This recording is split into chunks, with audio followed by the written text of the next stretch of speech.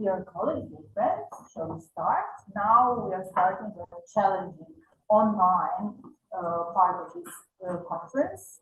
The only thing that I can promise is that it's going to be very interesting because we will going to cover a whole range of topics, starting with analytics, looking at the ages. And right now, I would like to invite our first presenters. This is a Greek team led by Mariana Literaki and her colleagues. So Mariana, do you hear us? Actually, my colleague Teresa Silva is going to present. Thank you. In the whole team, there are Silva Teresa, who is with us right now, Dushko Kotsu, Stanis Kotsu, and Arati Kondroyani Metoki. So they'll talk about the consumption areas recording in archaeological record, and their presentation has the title Sizing a pot, cooking pot, and tableware capacities in late Europe. So ladies,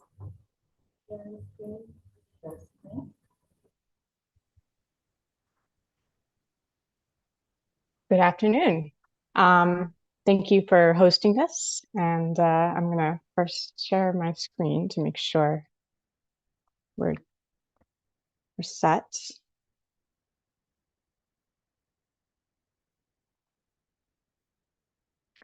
So we're starting the session with the paper of Sizing a Pot Up, Cooking Pot and Tableware Capacities in Neolithic Northern Greece by Mariana Literaki, Teresa Silva, Dushka Kotsu, Stavros Kostos, and Areti Hondorokiani Metoki. We're going to start simple. The capacity of a vessel is an indication of the amount of food that could be prepared and thereby the approximate number of people that could be fed by its contents. By taking into account parameters such as vessel morphology, which may indicate the type of contents, whether they are liquid or solid, and vessel capacity, indicating the quantity of its contents, it is possible to get an idea of the size of the social group for which the food was prepared, cooked, and served. In this paper, we compared the capacities of cooking pots with the capacities of tableware vessels to query the types of consumption amongst groups of people at late Neolithic Stavroupoli and Doumbakramasti. But first, how do we determine the capacities? In order to calculate the size of each pot, we measured the diameters of the rims, bases, and the carinations or the widest point of pots using Egloff's standardized diagrams. By using this kind of standardized tool, we can not only compare diameters to one another, but we can also estimate the minimum number of vessels of each use category present in specific contexts. Size was also determined based on the proportions of the diameters and the vessel heights. Considering all these measurements, it's possible to calculate the maximum capacity of each vessel in liters using the program pot utility, which you see on the screen. Additionally, due to the presence of intact vessels at these sites, which is vessels with more than 3/4 of the profile, we can use that information to reconstruct those that are less well preserved, shards that only have half of the profile. And that's because the vessels have similar proportions to each other, and we can use that kind of parameters to compare them. Though the vessels are unlikely to have been filled all the way up to the rim as like a habitual practice, the maximum capacities still serve as a good indicator both of the possible maximum amount of consumption as well as the proportion of food that could be held in them. So we're talking about the contemporaneous sites of Stavroupoli in Thessaloniki and Doumbakramasti, which is nearby modern Kozani. Stavroupoli is a flat extended settlement. The architectural remains were of organic materials and therefore poorly preserved, but the foundations do suggest buildings of a more restricted size. The site was never inhabited as in total extent at the same period. There are 3 chronological phases. The earliest one is dated from 5,890 to 5,640 through radiocarbon dated, with a second nucleus built about 200 meters north. So that places that first phase within the Greek Middle Neolithic. We are focusing on Stavroupoli I, which is the date to the Greek Late Neolithic on the basis of stratigraphy and ceramic typology. The boundaries of the settlement for this period are not that clear, but the total area possibly would have reached or exceeded 80 hectares. The last habitation phase, which is Stavroupoli II, dates to the end of the late or the final Neolithic period. Stavroupoli's assemblage is that of a typical settlement, with household activities, storage areas, grain processing, and the full diverse set of behaviors that undergird daily life. The habitation of Tumbakura Masti is a lotel, which remains largely unexcavated, apart from a few test trenches. The extensive rescue excavation represented herein was conducted in an area northeast and about 500 meters outside of the residential nucleus. Excavations uncovered 462 pits, 7 ditches, 23 cremation burials, and 2 inhumations in pits. Radiocarbon dates placed the use of this pit field between 5,340 to 4,930 BC, which corresponds with the earlier phase of the Greek Late Neolithic, roughly contemporaneous with Stavroupoli. Stage 1. The stratigraphy of Tumbakura Masti indicates intermittent, repeated use of this area, supporting activities as diverse as clay extraction and unstructured rubbish disposal to structured burials of various forms of material culture. Thus, the activities at the pit field are not only related to making their daily lives cleaner, but also to possibly enforce and maintain community links. The most dominant find in all the pits is pottery, followed by archaeological material, architectural remains, which are mostly fragments of baked, often burnt clay that come from the walls of buildings, and stone tools. Notable small finds include 2 clay model houses, figurines, and flutes made of human bone. Moving to the cooking pots, the vast majority of the cooking vessels at either site are open-shaped, which makes them suitable for boiling and stewing. Closed cooking pots are not that common at either site, but are present.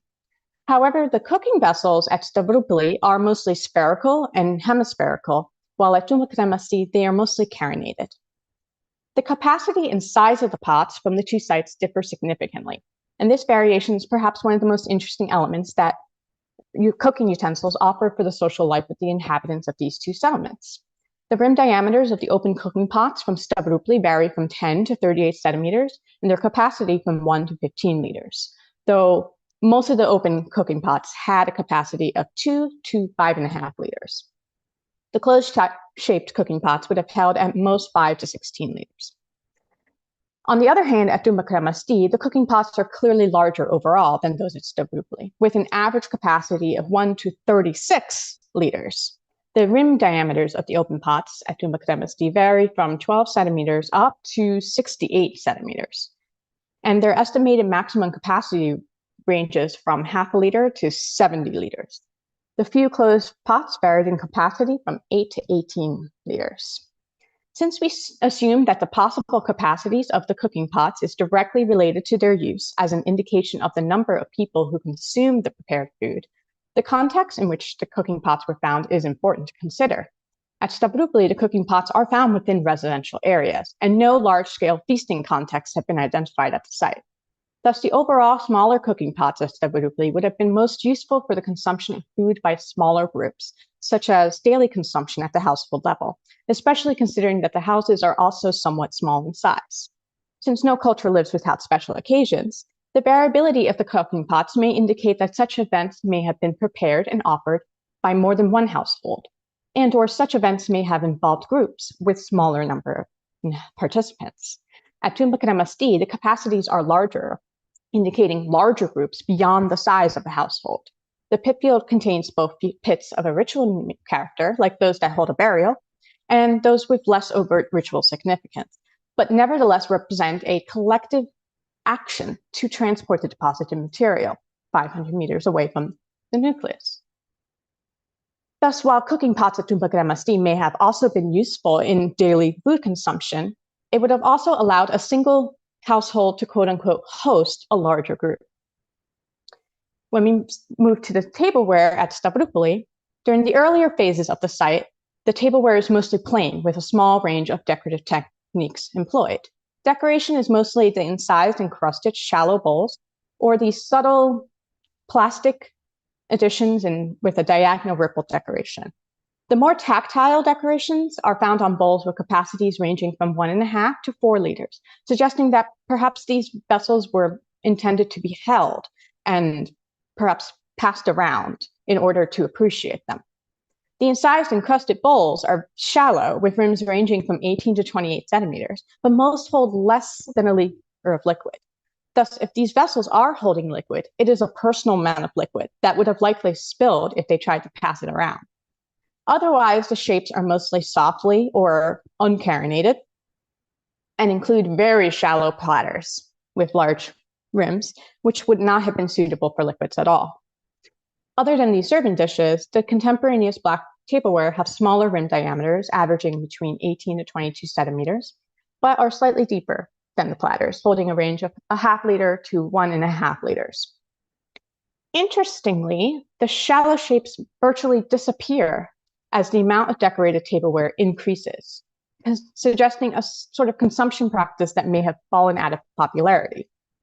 During the later ceramic phases, the tableware are visually very heterogeneous, though most of the tableware vessels are decorated with these white paints and group decorations, meaning that the decorations change to be more visible at larger distances and less of a need to touch them to appreciate.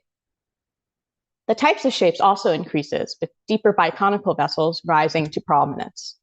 Thus, rim diameters range from cups of 10 centimeters to bowls with ranges of 18 to 32 centimeters, heights of 6 to 16 centimeters, with capacities ranging from 0.5 liter to 5 liters. Thus, within the tableware, we see a diversification of shapes, sizes, and decoration, which indicate fewer specific shared forms of food consumption, but a wider range of behaviors using the tableware, both to pass around the food, hence the vessels with larger capacities, and to consume it individually.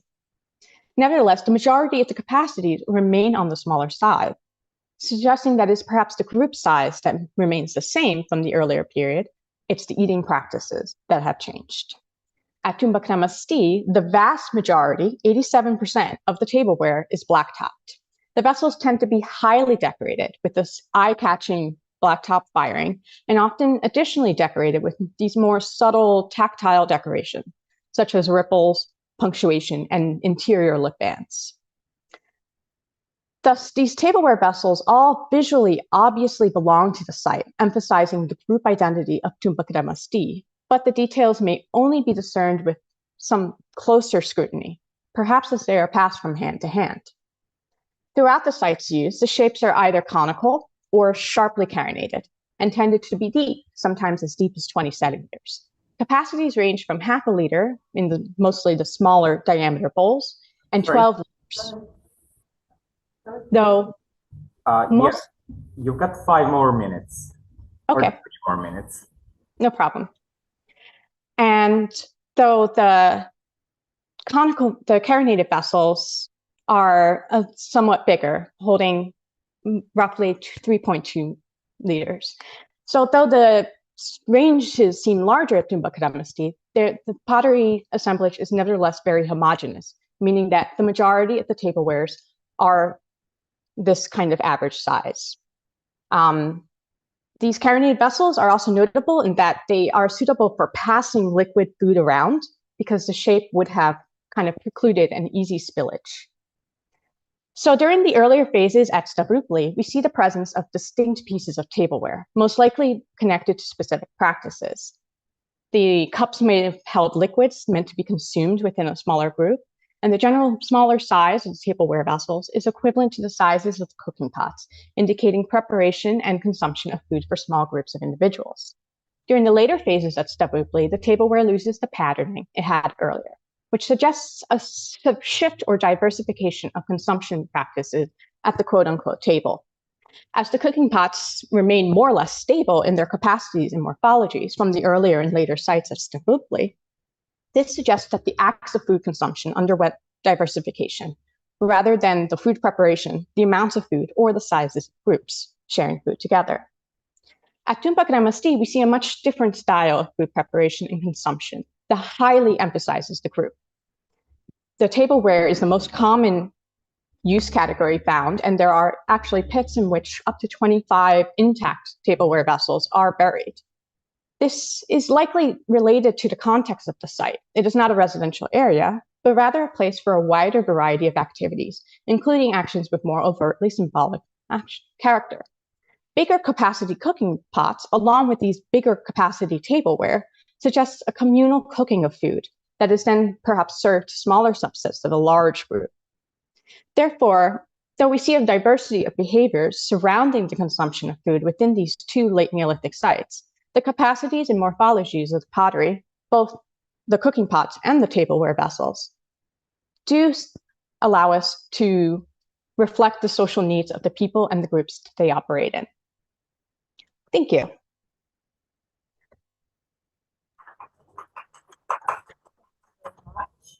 Thank you for this interesting presentation. Are there any questions and comments? No?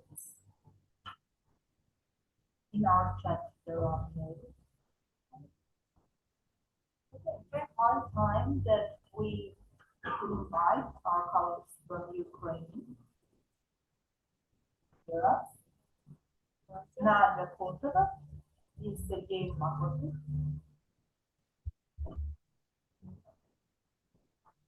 A moment, colleagues. Nadia, can you hear us?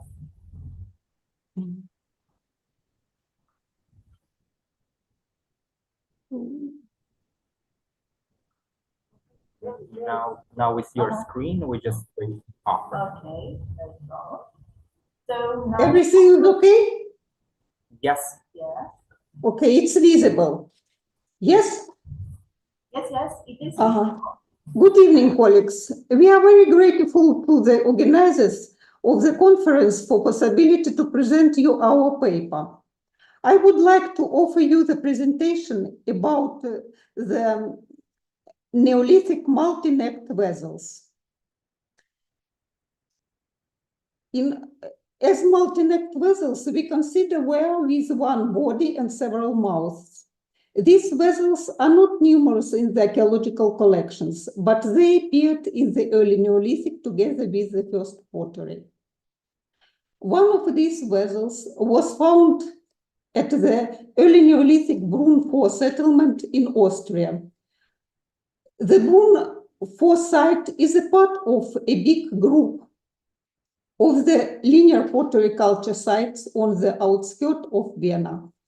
These settlements were partly excavated by Peter Stadler. The Brunn 4 excavated area consists of 270 square meters. 4 houses were reconstructed in this area. The site is dated to 5260, 5215 BC, according to the sequences of the radiocarbon dates for the Brunn sites. The multi-necked vessel was found in the long pit of house 32. This unusual vessel had 2 necks. One of them is slightly convex and had a small perforation near the rim. The second neck is slightly concave. The rounded body had small handles on the maximum diameter. One conical foot with a perforation in the lower part was found. We assume that this vessel had 4 feet for stability. The vessel was decorated with line and an additional impression on the upper part. Other 39 vessels from this object include 8 low bowls, 6 high bowls, 2 plates, 1 vessel with pedestal, 1 globular vessel, 1 amphora, and 1 pot with a neck. We don't know analogies for this multi-necked altar.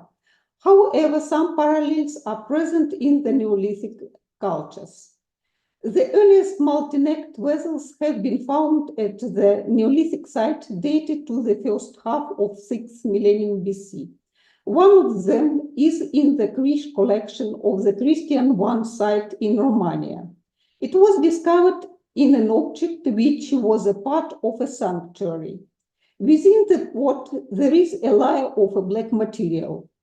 The composition of this material is artificial according to the chemical analysis. This site belonged to the time of the arrival of the first wave of the Neolithic people in the Transylvania. The second vessel is known from the Donja Brnjevina site in Serbia. It was found in a pit of the Starčeva culture. The vessel had the zoomorphic shape. Two short necks were made on the back of the figure. Three multi-necked vessels from Romania were made in the end of 6th millennium BC. One pot is known from Ceoan site of the Krish culture. It was found near the domestic altar. Two multi-necked vessels are attributed to the Banat culture. The first of them was found at the Partsa settlement, which included several sanctuaries. The second vessel occurred from Bukovac-Kremenish site. Some multi-necked vessels were found in the circle of the culture with the linear decoration. Pots with two necks from Hungary belonged to the Kesthei group, the Medina site and the Becegei site. One pot is known from Zolnok. The pot with two necks from the Niedermörling site in Germany had the similar upper part with the Becegei vessel. The origin of the Balkan Neolithic was connected with some migratory waves from Anatolia in the end of 7th and the first half of 6th millennium BC. The anthropomorphic vessel with two necks from Hadjilar can be a prototype of European vessels. This type of vessels appear together with the first ceramic in the beginning of 6th millennium BC in the Danube basin. Most of these vessels had small handles for hanging with a cord. They were made on the base of pottery typical for their cultures, Krish, Starčevo, Banat, or the linear pottery culture. One shape was similar in different cultures. This Christian, Bukovac, Zolnok, Becegei, Niedermörling. Some words about possible function of these vessels. Chemical analysis was made only for one pot from the Christian one site. Professor Luca supposes that this type of vessels were made for a rare holiday and they were used in a ritual process of creating a substance. For original vessels of another type also had two necks. Here I have only 3 images of them. 3 vessels are found in Germany from the Niedermörling, Innstedt, and Rosleben sites of the linear pottery culture. One undecorated vessel from Šariška Mihaljani site in Slovakia was attributed to the Tisadop stage of the Eastern linear pottery culture. I don't know a prototype of this ceramic shape. It looks like as an innovation of the linear pottery culture in the end of 6th millennium BC. In the first publications, the vessel from Innstedt was interpreted as a clay lamp. However, no traces of fire could be found inside. Most likely that it is a vessel from which it was possible to drink from both ends. This type of multi-layer vessels have analogies among the pottery of the early Scythian time. These Iron Age vessels were found at the sites with Hallstatt imports. These sites create a line from Batinogradets in Danube Valley to the Bisk Hill Fort in the Ukrainian forest steppe. They can show a trade way which connected the people of Ukrainian forest steppe with Hallstatt world. With this way via the Carpathian Mountains, with the name Tatar is located here. We assume that these U-shaped vessels were used in ceremonies associated with meetings between foreign traders and the local population. Similar ceremonies could have existed in the Neolithic. Here you can see the distribution of two types of the Neolithic multi-net vessels. U-shaped vessels were younger and concentrated in the northern part. The pots of another shape appeared earlier and concentrated in the southern part, in the Danube Valley and its tributaries. Only one vessel was found in Germany, in the Niedermörling site. Excepting these two groups, the people of the linear pottery culture made additional shape of multi-net vessels, which is unknown in the synchronous Neolithic cultures. These vessels consist of big body and mouth and an additional small cup. This cup has a small hole. On two vessels, we can see hands, which take the small cup. We assume a using of these vessels as a lamp. A small hole that connects a small cup with a large body looks useful for a wick from a cord.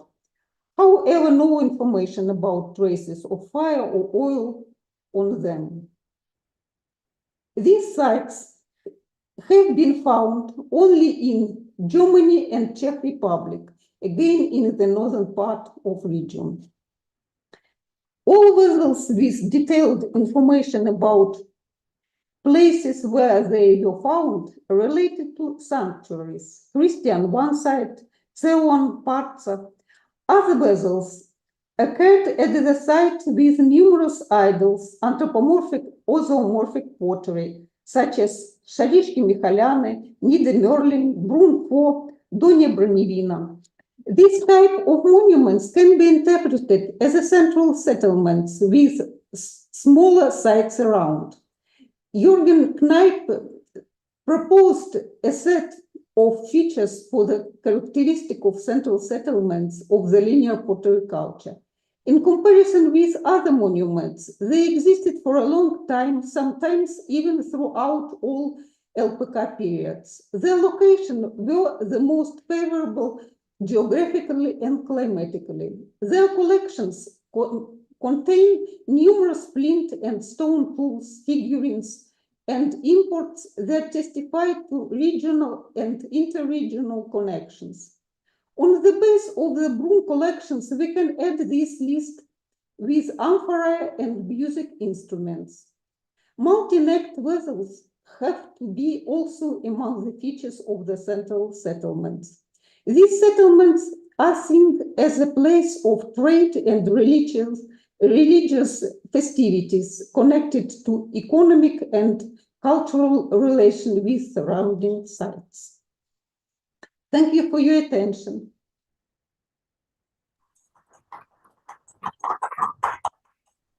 Thank you very much. Are there any questions, comments, notes?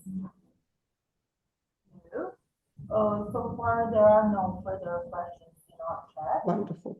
So if this is so, thank you once again for participation in the conference.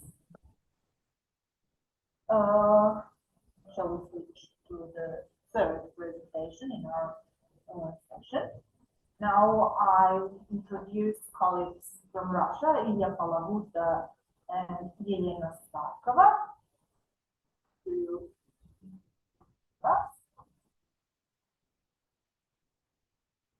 Hello. Hello from Belgrade. Can you hear us? Hello. Hello, we can see your presentation. We prepare our But we lesson. can't hear you. Okay. Our lecture is item from Cucuteni Tripoli culture. Just a second. There are many many opinions. There are many opinions have been expressed about this purpose, but strangely enough, there are not a lot of special studies devoted to them. I published an article about binoculars and monoculars in Russia. Sorry, just a second. 2007, where I tried to explain items that I collected during the 90s. A return to this topic was made possible by the researchers of Elena Starkova, in detail the collections of these items from State Hermitage and the Museum of Archaeology and Ethnography in St. Petersburg.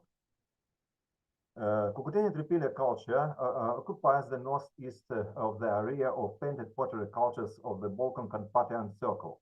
Its existence spans more 1,500 years. Binoculars and monoculars are the most unusual form of ceramics from Cucuteni Tripilia culture. The construction of these items is based on one or two tubes connected by jumpers. Vikenty Khoika, who discovered the Tripilia culture near Kiev more than 100 ago, gave them the names monoculars and binoculars. Hello, can you hear us? No one sought to observe anything through them. What is it and how was it used? There are many questions, but not all have answers. Let's try to formulate questions to this interesting item.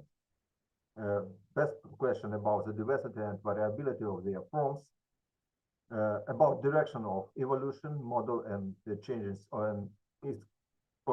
in its constructions, about archaeological context, about traces of using and its reconstruction. And the question, is experiment is a way for interpretation possible? And the question, what about their analogies in other cultures?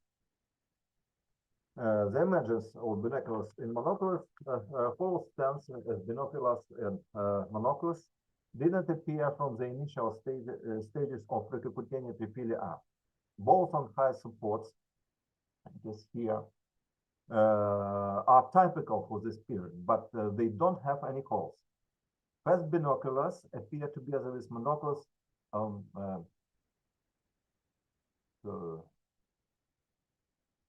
Hello, can you hear us? Hello? Sorry. It's not you, it was us. Do you see? Can you hear us? Yes.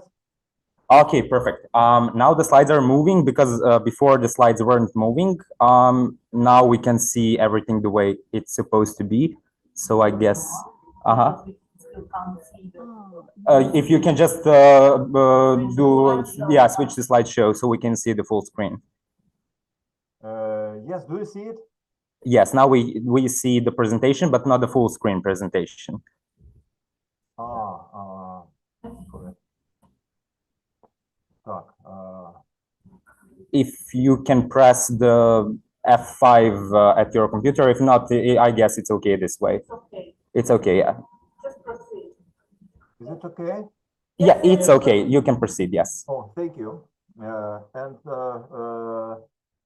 is a monocle from Lenkivtsi, exclusive support from Sabatynovka, and two binocular jumpers from Lukavro-Blevets. This distribution during Tripolia Cucuteni Tripolia B1 period corresponds to the spread of two ceramic traditions with painting and relief decoration in the western and eastern parts of cultural area. And you can see in this map that the western part is predominant of monocle forms, and the eastern part is predominant of binocle forms. And about the main trend of the evolution. Binoculars and monoculars appear in Cucuteni Tripolia B1. And it is interesting that monoculars soon become rare and mostly disappear during the Cucuteni AB Tripolia B2 period. Last examples were found by Khoika in eastern periphery of Ariel. Binoculars existed to the end of Cucuteni B Tripilia C1 stage when the heyday of culture ended, and it turned to Bronze Age with a group of other cultures related to Cucuteni Triphylia, only by using of paints for pottery decorations. Okay, there are very interesting also. There are also very interesting form, a unique form, trinoculars that made of 3 connected tubes. They differ from each other by the arrangement of the tubes because I belong to different periods of the Cucuteni Triphylia culture. The trinocular from Kuban settlement is one of the earliest items of this time. It's also maybe experimented not only with the design, but also with the shape of the upper jumpers in which holes were made. The next is more easier, more typical, but it don't have any jumper at the middle. Okay, next. Next.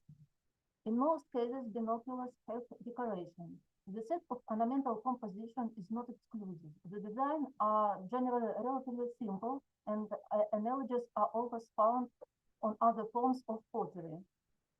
There may be binoculars with or within decoration in the same size. For example, in the ceramic assemblage from Rakovets, Middle Dniester, Tripoli B2 period, fragments of 12-13 binoculars without any traces of painting and 5-6 with painting were found. The funnels of all items are the same in the size and shape, but the bodies were made by different ways and often were not very carefully. The holes is Sorry, Elena, can you hear us? Sorry? Can you hear us? Yes. Yes, unfortunately, your slides are not moving again. If I may ask you to stop sharing your screen and then share it once again, because I think then the problem will be fixed. Okay. Now it goes, but when, yeah. Do you see? Just click on the Zoom or on your Zoom. There should be a red button which says stop sharing. You click that and then you share again. When you share your screen once again, just click on the whole screen. There will be a few options. Don't click presentation or anything, just whole screen. It should be, yes. Now try moving to the next slide. The next. Okay. Perfect. You may proceed. I hope this is, everything is fixed now. The next. No. Yes. Okay. While thinking about the binoculars function, the idea arose to compare the size of these items that comes from different sides. It has been established that the total height, length of jumps, length and shapes of the body can be different, but the diameter of funnels is usually within the range of 12.5 centimeters. Funnels with a diameter of 11 or 13, 14 centimeters are also found, but much less frequently. Most binoculars of all stages from Tripoli B1 to C1 are characterized by simple central jumps with simple decoration in the form of horizontal, vertical lines or eyes. Usually the central jump of the binoculars is connected to body using clay or wooden pins, although there are examples where the jumps is simply glued to the body. Fastening the central jump with pins probably implied additional load on this part, for example, when carrying the items. In this case, the lower and upper jumps were simply stuck to the edge of the funnels. It can be assumed that the middle crosspiece was used when carrying items. In the process of cultural evolution, the jumps of binoculars underwent various changes, their shapes, location, and sometimes even the sequence change. Perhaps this could be due to the laws of the original function of the items. However, their basic form remained the same. Next. On the other hand, there are middle jumps of a specific shape with one or two. This one. On the other hand, on the other hand, there are middle jumps of a specific shape with one or two legs and have schematic anthropomorphic outlines. Such jumps first appeared in northern Moldova. The earliest in Kokaneshta-Vechi in Tripoli B1 period. Then they appeared in the eastern group of Tripoli and middle Dnieper zone B2 period. The next. Нет, это был 12-й. Вот.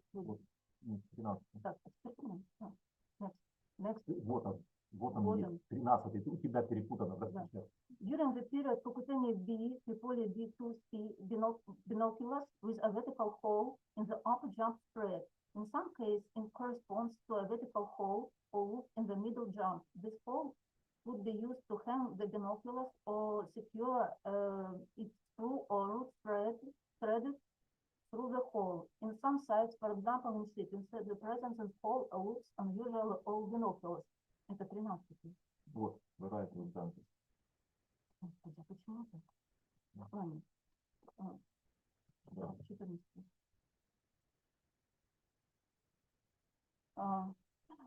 Many binoculars have holes in jumps and various parts of the funnels. For some reason, this fact is ignored by most research when they are describing it. In particular, in the photo from the publication of the binoculars from Dragushenyi Kokuteni A, two holes are visible at the edge of the upper funnels. One painted binocular from Rakovets have a deep rounded depression at the transition from the lower funnel to the body. It might be made specially. This depression is also probably made for something to be connected to this binocular. Next. The most common location of the holes in the jumps of binoculars is at the top center in the top jumper, sometimes also vertically in the center or an additional loop in the middle one, but less often. On 3 binoculars, 2 from Polivanov Yar Middle Dniester and 1 from Gorodnitsa Upper Dniester, an unusual arrangement of holes was found. One is on the side in the upper jump and second is diagonally in the lower funnel. You can freely insert a root with a diameter of about 1 centimeter into these 2 holes. Apparently, these holes are also part of some kinds of fixture. Vertically holes in the bodies and funnels of binoculars are always present during the early and middle periods of Tripoli culture. In the late period, binoculars are also found, but they were made carelessly with simplified or sloppy decoration. The middle jump missed, and most importantly, through holes may also be absent. Moreover, in one ceramic assemblage, there may be binoculars both with holes and without holes. It is assumed that during this time, the binoculars had lost their function and were made according to traditional, reproducing only the external image. Next. Next. What about the archaeological context of these finds? In most cases, it's unclear because researchers wrote a lot about altars, about stoves, about groups of pottery found near stoves. But if you can see, it's only little mentions, not a lot of mentions about how it was found. But the most information don't have any photographs or sketches. It isn't proof. It's a pity. But we have very interesting context. It was described by Bibikov in the beginning of 50s. A binocular that was found in Jura settlement in Moldova during excavations. It stand near the stove, and one of the funnel of this binocular was filled with burnt flint flakes, 76 pieces. We tried to find it in the collection. We found these binoculars in museum stores, but we can't find all the pieces of flint. But this binocular is not very big, and 76 flint flakes can't be put inside of this binocular. That it's a question. We see one text about descriptions and another picture in museum magazines when we work with this collection. Are any traces of using on monoculars and binoculars? Other example from Jura settlement with traces of carbon deposits, but it also might be a unique case because such carbon deposits, carbonization inside the binocular can be during the secondary firing, during the burning of house.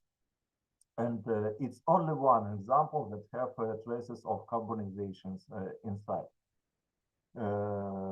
It's maybe all the facts that about distribution in houses and about these traces of using. What about the analogies? The same. There are some examples of presence of the same elements of binoculars in other objects. First, it's development of this form into anthropomorphic one. Examples from Pepilia C1 double vessels that modeled as foods. Is it binoculars or already not? Second example, vessel which have a mouth that looks like a binocular funnel, but it might be used the construction for other purpose.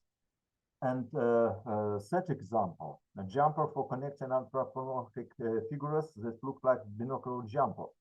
But is it really real, parallel, or false analogies? It's a question. And searching for analogies, we may draw parallel between binoculars and altars, sphere altars. But real connections between balls that are in the heads of this altar is difficult to be proved. Other parallel is such interesting pieces that includes to the sets of figurines and interior design of models of dwellings. But these items that look like binocular junctions really is the models of looms and don't link with binocular junks. And in parallel with binoculars, we have very interesting items that close to monoculars by construction. It's very unique finds in Pepolia Cucuteni culture. It looks like the furnace that were described in the previous lecture. It really looks like Greek furnace and have a little balls over the bills on the rim of this stand. It might be altar, or it might be a candelabrum. We can prove it. The most popular interpretation of binoculars and monoculars half objects. In 1960s, Soviet academician Boris Rybakov called binoculars as balls of watering the earth. His version is based on single example. The binocular from Vladimirovka that have the same ornament as sign funnels as spell balls, as Rybakov said. This version became very popular during Soviet times, but where is water? One more interesting version is not new, but the most it was argued by Romanian archaeologist Adela Kovac as he was Gridan. They made an experimental copy of Monocle and covered it by laser membrane. As a result, the drum of Darbuka times has got. But there is an example of same archaeological form, drums from Salzmünde and Wartenburg, Bernburg cultures that is distributed in Saxony and Pfalz during 4th and 3rd millenniums before Christ. The membrane is fixed by special hooks. We see these hooks here. There is no particular doubt that these items are drums. But if we pull membrane to binocular, it is impossible. We can't make any sounds by this membrane because of jump out of binocular. And that's why binoculars can't be drums, because it's impossible to pull laser membrane and because they have the higher jumps.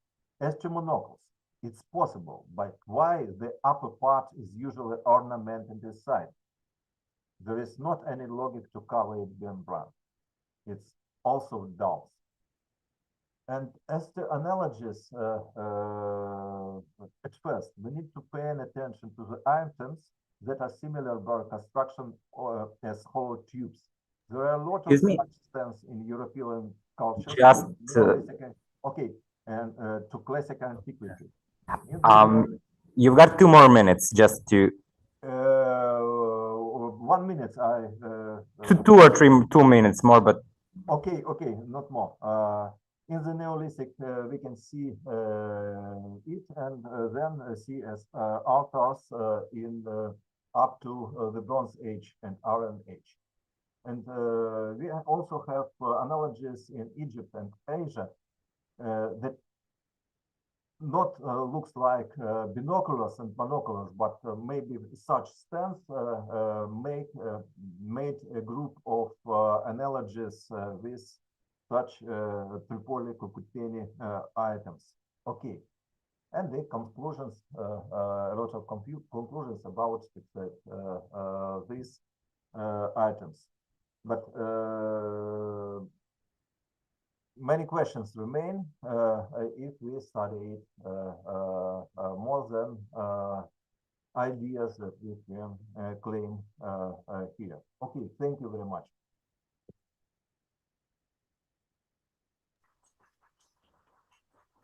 Okay. So thank you very much.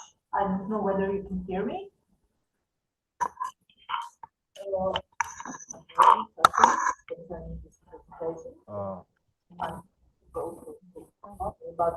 Please write the questions. It's difficult to hear. If you have okay, we understand. If there are any questions, we'll write them in the chat. But so far there are no questions. So thank you very much.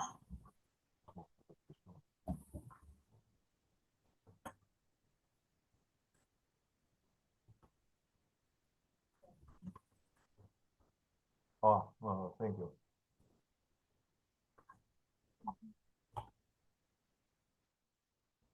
Okay, it turned out that means of communication became quite complicated.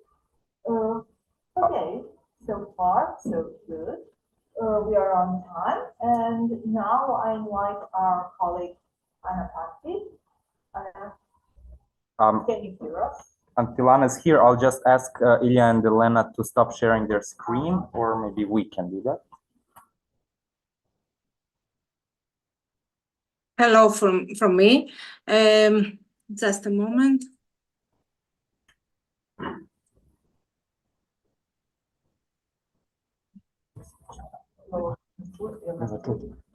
Okay. Hello, Anna. Okay, can you see the presentation? Yes, now we can see your presentation, but not full screen mode. But it's on full screen to me. Okay. Okay. Then try again the same thing. You should exit the sharing screen and share your screen again. And when you share the screen, don't click on the presentation. Just click on the first option that pops up. That should be something like. Is it okay? Now it is. Okay, thank you. Please.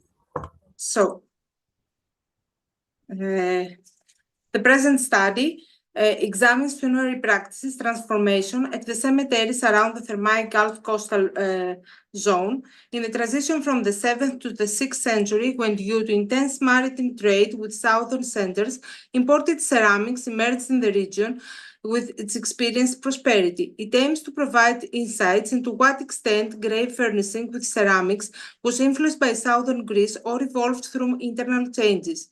Regional burial customs are examined in relation to the cemetery's relocation in the early archaic period and whether this phenomenon testifies to class stratification of local communities. It is examined whether possible changes interrelate with the appearance of imported ceramics and whether the preferences in imported ceramics comply with the local tradition or with that of their origin land. An overview of ceramics, indigenous and imported, enables us to comprehend how mortuary practices were transformed and trace the existence of elites, since they reflect the identity of the deceased in society. Data from the most renowned cemeteries of the region offers us the opportunity to seek answers to questions of continuity and diversity over a long span of time. Ceramics ape is used as the main tool for the study and not the decoration, since its role in funerary rites is of prime importance. During the third quarters of the 6th century BC, an important change transpired in the cemetery spatial organization. The early Iron Age necropolises were abandoned and new were established at a nearby site closer to the settlement. This model is recorded at several sites where both the cemeteries of the early and late Iron Age have been brought to light, or it is confirmed by the research gap in tracing either the Iron Age or archaic cemetery. The cemetery's relocation could be interpreted as an occasional intra-community development, but since it emerged simultaneously throughout the Thermai Gulf region, it signifies a crucial turning point for the indigenous communities as a whole. External interventions may have initiated a break with traditional mortuary practices. Its connection to demographic and cultural changes due to the expansion of Macedonians from the area of the Pieria Mountains eastward the Axios River at Mygdonia and Anthemus cannot be excluded. It probably coincided with the urbanization of the region, a result of the colony's foundation on the Chalkidiki Peninsula, which facilitated an increase in the commercial transactions of the area at the time when the apparently small communities resettled from mounds to neighboring wider tables. The necropolis near Philadelphia, northwest of Thessaloniki, related to Nares Mound and the homonymous table, is a typical example of this relocation. The early cemetery lies southwest of the table, while the archaic immediately south, spatially separated by a long vacant zone. Several sarcophagi with their distinctive type and rich furnishing indicate that these elaborate graves were destined for prosperous citizens. At a short distance east, the early cemetery associated to the Daoud Bali table lies northwest, whereas the archaic extends at a short distance south, secluded through a deep stream. The archaic cemetery of Synthos, related to the double table of Anchialos, is divided to the northern and southern cemetery that also included two early Iron Age pit graves. At least until 530 BC, they functioned simultaneously. The nucleus of the northern wealthy cemetery comprises mainly of sarcophagus and cist graves, differing typologically from the contemporaneous modest southern cemetery where pit graves prevail. The same pattern is also traced at the head of the Thermai Gulf, at the early Iron Age Western and the archaic Eastern cemetery of the settlement on Mount Table Abed. The Eastern Cemetery of the Gulf in the area of Touba Thessaloniki, the cemetery of the 8th and 7th centuries, evolved at a distance of 400 to 800 meters between the ravine southwest and southeast of the settlement, with simple pit graves to prevail furnished with monochrome vessels. Later, it was moved to a site closer to the table. A grouping of the archaic graves based on family and social criteria is distinguished. Wealthy sarcophagi are concentrated in a distinct place, separated by a wall from the humble pit graves on its southeastern part. A cluster of elaborated tombs furnished with Attic and Corinthian vessels and their imitation is situated opposite the spacious houses which probably belonged to aristocratic families, as the jewelry and armament indicate. Nearby at Karaburnaky, the early Iron Age cemetery lies north of the table, parallel to the coastline, and the archaic with sarcophagus luxurious burials to the east. A cluster of archaic graves was unearthed southeast of the mound. One of the earliest graves is situated in this cluster, probably denoting a different social status of the deceased. The brief presentations of the Thermi Cemetery further east, comprising more than 6,000 graves, attest that burials from both periods extend over the entire area south of the table. Nevertheless, the nucleus of the early Iron Age necropolis, with pit graves and pithos burials, seems to have been located northwest. Several clusters, apart from the cohesive part of the cemetery, with graves lined up at a fixed distance, while the majority of tombs do not show any irregularity in the arrangement, appear to have belonged to individuals of the upper class, possibly connected with an extended family, elaborately furnished with weaponry, jewelry, and imported vases. The archaic cemetery of Agia Paraskevy at the Anthemos Valley is distinctive by its uniformity. The 435 well-organized graves are arranged in dense rows in one layer without overlapping. 71 graves date to the second and third quarters of the 6th century. The cemetery's relocation in the second quarter of the 6th century emerges from the data of Tumba Gelaki. Grave goods are of diverse materials. The ceramic goods were the most popular. The emergence of imported goods and whether their choice complied with local preferences or was transformed according to the burial rites of southern Greece depends on to what extent vessels deposited as funerary gifts in the first half of the 6th century formed an almost standard customary selection of the available repertoire based on earlier preferences and not a random choice.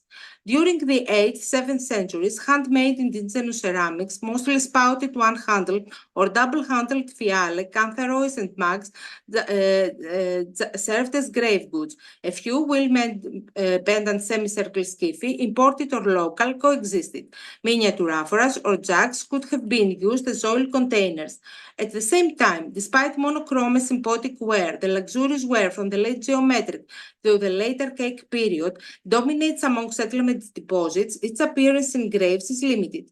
The most favored shapes are cups and one-handled spouted fiale, followed in popularity by mugs or opale, or occasionally combined with handmade ones, a combination of the ceramics with golden mouthpieces, bronze jewelry, often gilded, and iron weapons allow the distinction of elaborated graves representing an upper class. The main grave goods, drinking vessels and spouted fiale, which probably functioned as wine-mixing bowls and pouring vessels deposited in graves individually or as a complete symposium set, attest to the emphasis given to the symposium in the context of funerary customs. From the second quarter of the 6th century, albeit the Corinthian imports prevailed, the most striking shift in burial practices was the emergence of Attic vases, usually found in elaborate schist graves and sarcophagi. Metal symbolic vases, silver and bronze, local or Corinthian, also appear as gifts to the deceased members of the elite. Ionic cups were also present from the beginning of the 6th century. The outstanding earliest burials of the central nucleus of the northern cemetery at Sintos yielded extravagant packeting equipment. In 7 of them, a bronze levis is accounted, while the only grave that wasn't furnished with a levis contained an Attic black-figured crater, reflecting the necessity of the mixing pot. Imported ceramics prevail. Monochrome ware is represented only by an olpe coexisting with a Corinthian arivalos. Silver and gold jewelry is elaborately decorated. Both offensive and defensive weapons are accounted. In the southern cemetery, the local luxurious XL pottery dominates, combined with a few imported Corinthian arivali and an Ionic cup. There is also bronze jewelry and limited armaments. This differentiation between the early graves of the northern and the southern cemetery evinces a different social status for the deceased. The graves at Karaburnaky contained grave offerings comparable to those of Sintos. Attic drinking vessels prevailed, followed by Corinthian arivali and exalyptra. Mixing bowls, bronze levis, and black-figured craters are also present. Early local pottery consists of Corinthian kotyle imitations, grey and banded ware, and monochrome XL ceramics. The latter coexisted with Corinthian vases, but not with Attic, whereas banded and grey ceramics, as in Syndos, are found with Attic imports. In the cemetery of modern Thermi, Attic vases appear at the same time. Black figured and grey and local grey column craters of small size prevail. Monochrome is still present, but not in combination with Attic. In Agia Paraskevy, the earlier Attic imports are 14 column craters associated to Lidos and a horse head amphora dating to the mid-6th century. A great number of local grey and banded craters are also present at early graves. A common set usually consists of a crater, a cantheroid contyle, and an exalyptron. Based on the above, it is evident that the funerary assemblage of a mixing bowl and a drinking cup appears as a long-lasting funerary traditional ritual. Attic imported grave goods, local monochrome, and grey symphotic vases. Mixing bowls, spouted fiale, and column craters are of high significance. The constant persistent appearance of mixing bowls among funerary gifts form a sequence that has been so far underestimated. Scholars approach the black-figured specimens based on their iconographic repertoire. The presence of monochrome pottery in graves Celtic Corinthian or Ionic goods, but not Attic, signifies a high social status of the deceased, differing from the elite that emerged at the beginning of the 6th century that needed to stand out with a wealthy burial in the sarcophagus or cist grave furnished with luxurious imported goods. Summarizing the information collected from the archaic necropolises, becomes evident that at the dawn of commerce with Attica, column craters were imported in high numbers. The shape was immediately adopted by the local workshops. Its persistent use in graves cannot be considered an Athenian influence, since the shape is absent from the archaic funerary Athenian practices, albeit mixing vessels were present in 7th century burials. Local preference for craters in the Thermai Gulf is justified by the long static appearance of mixing bowls in the indigenous funerary rites. Subsequently, other mixing bowls, such as bronze or grey wheel-made levies and monochrome spouted fiale, gradually disappeared. The incorporation of Attic vases led them to fade out, albeit monochrome XL luxury pottery was still present in settlement deposits. Its appearance in graves was restricted to modest numbers and never in combination with Attic. The overwhelming presence of mixing bowls depicts beyond doubt the continuity in Byzantium. Information regarding the symposium in Macedonia is limited. The earliest reference to a Macedonian symposium by Herodotus refers to a symposium served in honor of Darius' ambassadors. Literary sources mostly focus on king symposia in which intense violent scenes occurred. The Macedonian kings are presented drinking wine without mixing it with water. It is evident that since the information derives primarily from Athenian scholars, the political and personal prejudice of the biased southern Greeks and opponents of Macedonia are reflected. Material evidence from domestic and burial contexts indicates the major role of the symposium since it defined a man's social identity. The adjutant craters found in Macedonian territory contradict the general belief of drinking undiluted wine. No ancient source makes such a statement explicitly. Furthermore, the small size of the earliest lepis and inohoi may relate to the fact that in the early period, water was not poured into the wine, but the opposite, wine into the water. An evaluation of data from Asyros, Kastanas, and Touba Thessaloniki concerning ceremonial dinners and feasting during late Bronze Age, according to Wardle, defined the background and the turning point for the symposium in Macedonia. The scarcity of small drinking vessels indicates that everyone drank from the same vessel, the wishbone handled bowl, well adapted to passing from hand to hand. Commerce with Mycenaean centers resulted in the emergence of craters, small cups, and mugs, which were soon imitated by local workshops and led to the adoption of a new social ritual associated with the Mycenaean-style symposium, that is, mixing wine with water. This radical transformation in bucketing seems to have been permanent. Large one-handled spouted fiale possibly substituted Mycenaean craters and their local imitation as mixing and pouring vessels. The emergence of the column crater in the burial customs of the Macedonian area coincided with the appearance of the exalyptron, a Corinthian shape that was also produced by Athenian and local workshops, but it was unusual in Corinthian burials. Vokotopoulou justified the emergence of exalyptron as a grave good with its potential use for scented water as perfume after hand washing. This point of view seems possible, considering the abundant consumption of meat in the Macedonian banquets, in contrast to those of southern Greece, where legumes were consumed. A detailed analysis of the funerary data in the Thermaic Gulf region deeply reflects uniformity. The shift in cemeteries' location reveals an overall change in the early archaic societies. The determination of the burial site based on the financial basis of the deceased denotes class distinction of an elite group, a secondary group not so distinctly wealthy, and the lower class, underlining the financial divergence of the society's members and the financial ranking of the deceased and their family. The implementation of strict decision on burial matters prerequisite a stratified structure that coordinated these procedures, not very clear to us yet.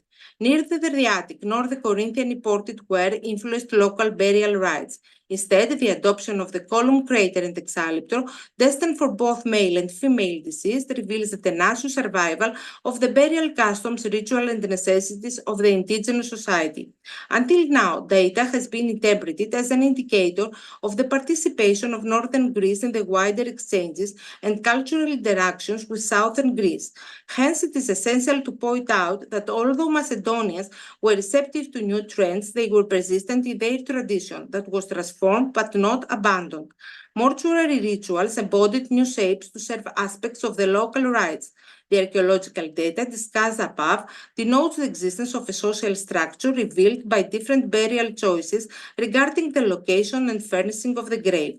The use of weaponry, jewelry, and banquet pots as grave goods shows homogeneity. Hence, not to mix the local luxurious pottery with the Attic reflects variability, which attests to the heterogeneity of society. Thank you very much.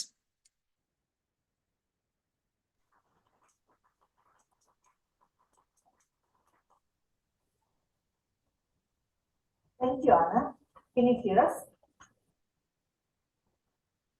Anna, can you hear us? Yes, I can. Okay, thank you very much for this interesting and well-structured presentation.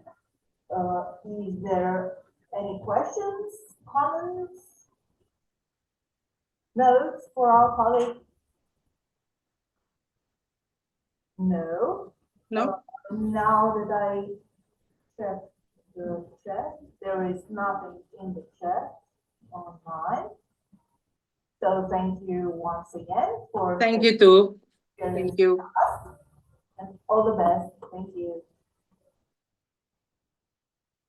Okay, let's wait just a little while. We are on time. And if our colleagues from Italy are ready, Flora Miele and Beatrice Brancati, with Cencele, a rubbish dump as a window to the past from the mise en table for urban life between the 12th and 15th centuries. We can start with that. You will hear with us. Yes. Hi. Hi. Hi, Flora. Can you It's, hear us? yes, it's Okay. visible, PC. We cannot see your screen yet.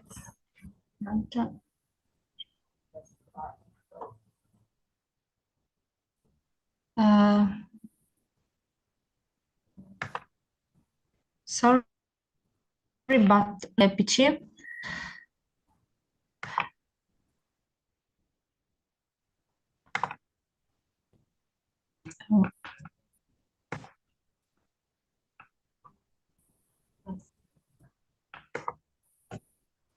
Take your time, or maybe stop sharing the screen and then share it again. Ah, okay. Oh, we saw it. Oh, perfect. It's okay. Yes, just go to the full screen.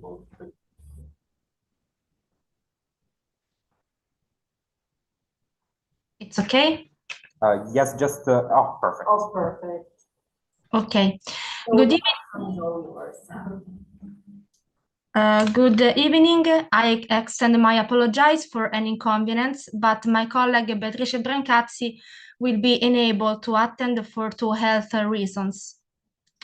The analysis of material culture, particularly focusing on ceramics, can serve as a reliable interpretative tool for studying the originating context and the society that crafted.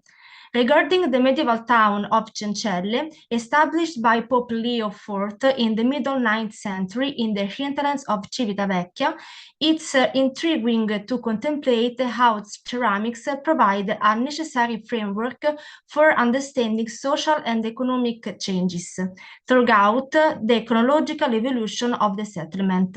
This aspect is notably evident in the mise en table of fine tableware. Building upon these reflections, the proposed intervention aims to delve into the findings from the excavation of a cistern connected to 2 different city quarters. The intervention seeks to present the morphotypological study of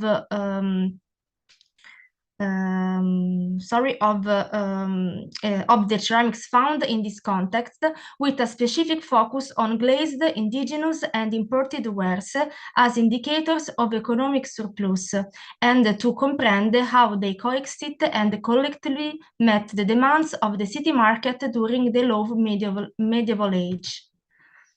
Documentary sources tell us about the variety and the composition of many recipes and list the dishes in which food was cooked and served, but they don't always complete the picture of how the table was set. Iconographic sources also help us to see the type of tableware used to set a medieval table. In any case, the use of tableware in wood, metal, glass, and ceramics emerges, the latter being used on the table, albeit in a more restrained manner until the 10th century, almost limited to containers for drinks. The frescoes of the period show us the persistence of the scarce use of complete individual place settings.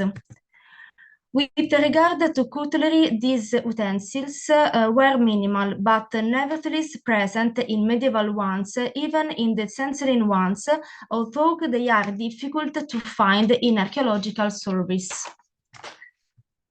With the middle centuries of the Middle Ages, the style of dining evolved and was enriched, especially by the introduction of ceramics, characterized by rich and varied coverings. Such ceramics are punctually reflected in iconography, where we find them placed on the table together with uncoated ceramics and other types of materials. The town of Cencelle provides us with a particularly insightful perspective on these changes and aids in understanding the nature of a set table during the 12th to 15th century. In relation to the communal face, which is in fact the most representative from both a structural and material point of view, a large number of bowls. Small bowls and plates can be seen in the town, which in all probability can be connected to an increase in the individual use of tableware by diners. There are ceramic materials that, as we shall see, they specifically for those recovered in the context investigated, include a quantity of imported artifacts and locally produced artifacts. The context explored here is situated within the residential and artisanal quarter unearthed on the southeastern slope of the hill hosting the town. Artisanal and commercial activities are those that leave a greater archaeological trace, and to date, except for a significant find of a ceramic kiln located near the town center, the entirety of the discoveries in this regard are situated within the southeastern quarter. Here, proper production workshops have been unearthed, such as those of blacksmiths or materials evidently related to certain activities, such as millers, tavern keepers, and cobblers. The material context under discussion is situated within this affluent and dynamic neighborhood, specifically within a cistern located in the so-called Area Second, or more precisely in the northwest corner of the division plaza between Area First and Second. This structure evidently formed part of the city's water management system before being transformed into a landfill. The city's water system, identified thus far, consisted of 4 cisterns positioned at each level change of the countryside floor, in line with the urban planning principle that water management systems should maximize the use of favorable slopes by channeling water through the shortest routes. A thorough analysis of the materials found within the structure has been conducted for both the cistern in Area 6 and that of Area Second.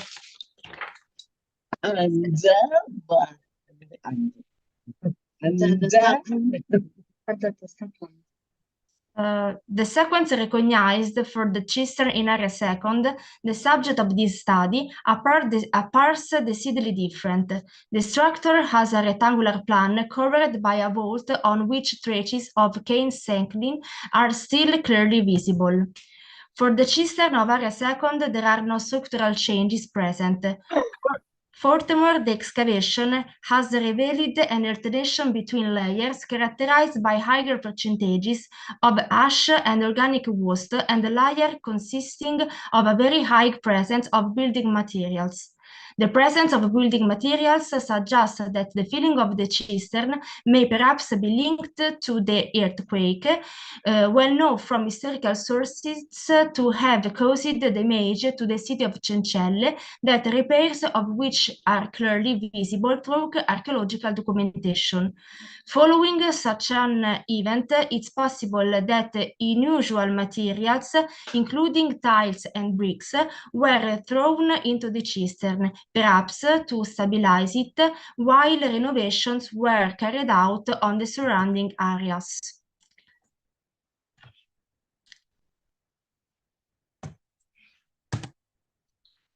From the graph, it's evident that, as has been observed in other areas, ceramic materials provides the best point of observation for understanding the context. A first important aspect that emerges from the study of the coated pottery is the simultaneous presence of locally produced ceramics and imported artifacts. Well known, in fact, is the discovery at Cencelle of a previously mentioned ceramic production plant active between the first half of the 13th century and the middle of the following century, consisting of an articulated structure. The ceramic production installation identified by the team of the Gabriele D'Annunzio University of Chieti under the scientific direction of Professor Maria Carla Somma. The ceramic materials found within the production facility, including those found inside the city kiln, were researched by Sonia Antonelli, Silvano Agostini, and Ilaria Pallotta of the University of Chieti, Gabriele D'Annunzio. Following archaeometric analysis, these artifacts were attributed to mixture characterized by a past derived from local clays, confirmed recently from new mineral petrographic analysis carried out by Dr. Veronica Testolini, which have highlighted a close correlation between the formal and composition characteristics of the mixture classified as local and those observable from samples taken from the kiln walls and from potential clay extraction points identified in the area surrounding Cencelle. The classification of impastos ceramics by means of the results of mineralogical petrographic analysis obtained by comparison with geological maps produced on the basis of the current regional boundaries. Cencelle, therefore, reflects a very diversified panorama of ceramic circulation and highlights a strong economic development of the city, especially between the 13th and 14th century. It's no coincidence in fact, that the city seems to have been animated by the active mobility of goods and people between the Latium coast and the hinterland, and thanks to the nearby port of Corneto, modern-day Tarquinia, known as Porto Clementino, it's part of a network of interregional and international trade relations woven along the Tyrrhenian and the Upper Latium basin. This is a panorama that is well connected to the change in the style of dining and also relates to the development of new technological knowledge in the field of ceramic production. For example, in these two small bowls of Latium ceramics and Maiolica archaica from another context in Cencelle, the technological change regarding the type of coating applied is clear. Going into specifics in the context investigated here, such a situation emerges local and non-local ceramics.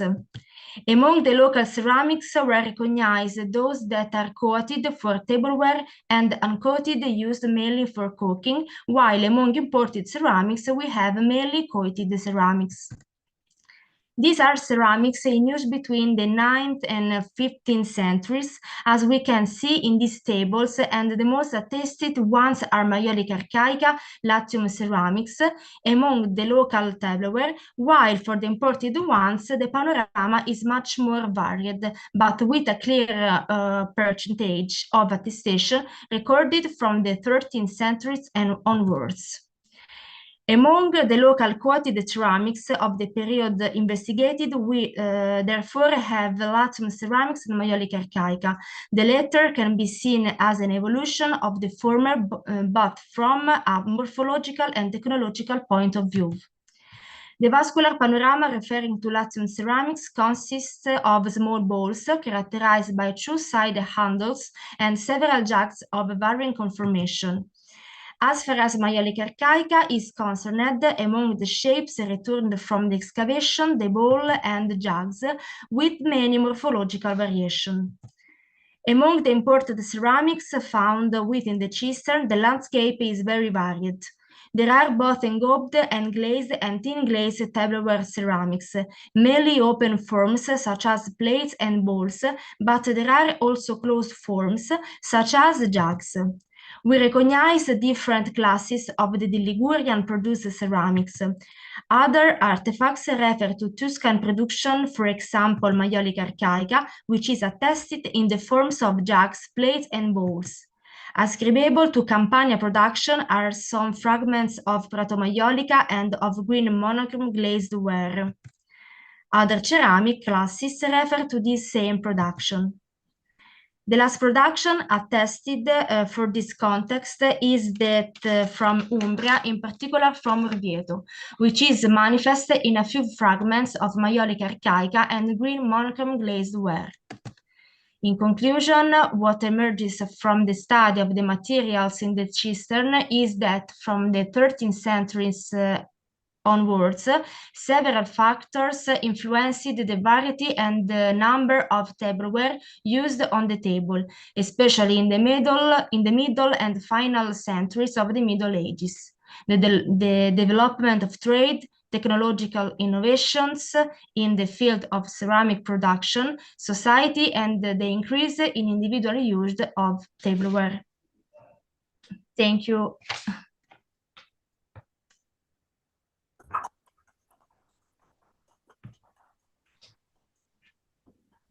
So thank you, Flora, for this lovely presentation. I think it's high time that we ask the question for a couple more colleagues. Are there any questions? No. Speaking of the online questions,